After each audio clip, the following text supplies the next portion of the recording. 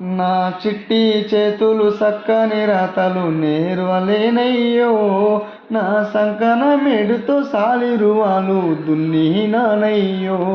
నన్ను గన్నా వాళ్ళకు ఏడేళ్ళప్పుడు దూరమయ్యాను, దొరగారి ఎట్లా కొట్టంకాడికి చేరువయ్యాను.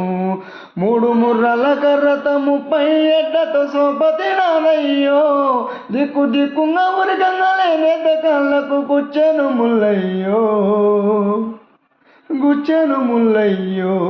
నా చిట్టి చేతులు సక్కని రాతలు నేర్వలేనయ్యో, నా సంకన మెడుతో సాలిరువాలు దున్నినానయ్యో. ఆ